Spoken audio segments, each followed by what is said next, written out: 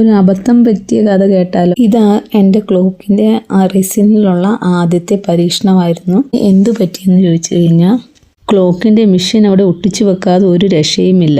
2 വർഷം മുമ്പ് ഞാൻ ചെയ്തതാണ്. ഇതിൻ്റെ നടുക്കുള്ള ക്ലോക്കിൻ്റെ നമ്മൾ മെഷീൻ വെക്കുന്ന ഹോളിലെ അത് ഇതിനകത്ത് വെക്കാൻ വേണ്ടി ഞാനൊരു പ്ലാസ്റ്റിക്കിൻ്റെ ഒരു സ്റ്റിക്ക് അതിൻ്റെ നടുക്ക് വെച്ചു. പക്ഷേ അത് ക്ലോക്കിൻ്റെ ഹോളിനേക്കാൾ വലിപ്പമുള്ളതായിരുന്നു. അത് കഴിഞ്ഞ് ക്ലോക്കെല്ലാം ഉണ്ടാക്കി എല്ലാം സെറ്റായി കഴിഞ്ഞപ്പോഴാണ് എനിക്കിത് മനസ്സിലായത്.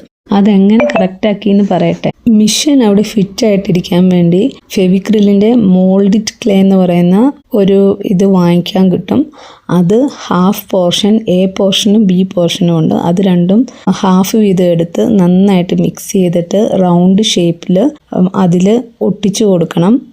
ഒട്ടിച്ചു കൊടുത്തു കഴിയുമ്പോഴത്തേക്കും മിഷൻ അവിടെ അനങ്ങാതെ ഇരിക്കും.